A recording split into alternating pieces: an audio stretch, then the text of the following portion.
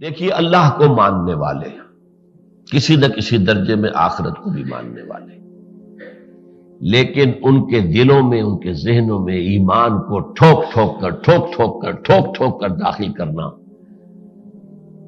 2/3 قرآن کا مرکزی مضمون یہی ہے۔ اس سے آپ کو اندازہ ہونا چاہیے اہمیت کیا ہے اس کی۔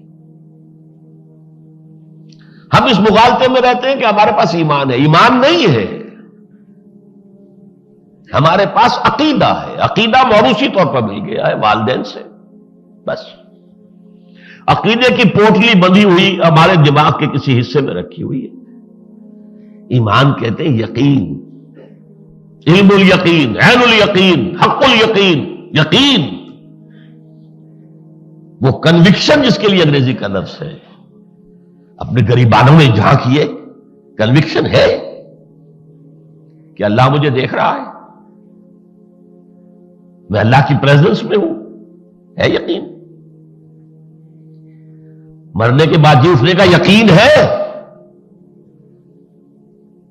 جنت اور دوزخ کا یقین ہے، یہ یقین ہے کہ اصل زندگی آخرت کی ہے، کہاں ہے؟ ہمارا حال ان لوگوں کا ہے جنہوں نے یہ کہا تھا ان نظن الا ظنا وما مستيقنين، ہمیں کچھ گمان سا تو ہوتا ہے جو محمد کہہ رہے ہیں کہ دوبارہ اٹھائے جائیں گے، بدلہ ملے گا، نیکی کا نیک بدلہ، برائی کی بری سزا ملے گی، تو بات تو معقول ہے۔ اس دنیا میں تو واقعی ہم دیکھتے ہیں کہ نیکوکار جو ہیں وہ فاقے کر رہے ہوتے ہیں اور بدماش اور گنڈے عیش کر رہے ہوتے ہیں، اور یہاں کوئی بدلہ ہے ہی نہیں۔ دینا بھی چاہے تو کیا دیں گے؟ ایک بوڑھے آدمی نے ایک نوجوان کو قتل کر دیا، آج کل کیا مشکل ہے، ایک انگلی کی حرکت ہی ہوتی ہے، ٹریگر دبانا ہے، قتل کر دیا۔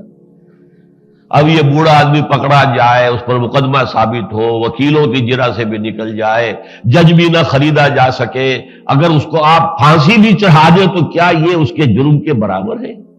یہ کھا پی چکا، اس کے بچے جوان ہو چکے، یہ مرنے والا خود تھا، قبر پر پاؤں لٹکائے بیٹھا تھا، آج نہیں تو کل جانا ہی تھا، اور وہ جوان مرا ہے، اس کی جوان بیوی جو ہے وہ بیوہ ہوئی ہے، اس کے چھوٹے چھوٹے بچے یتیم ہوئے ہیں۔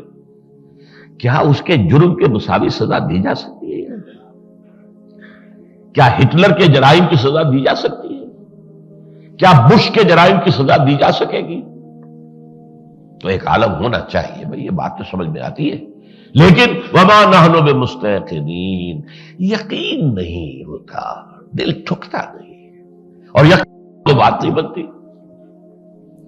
یقین پیدا کرے ناداں، یقین سے ہاتھ آتی ہے وہ درویشی کے جس کے سامنے جھکتی ہے فغفوری۔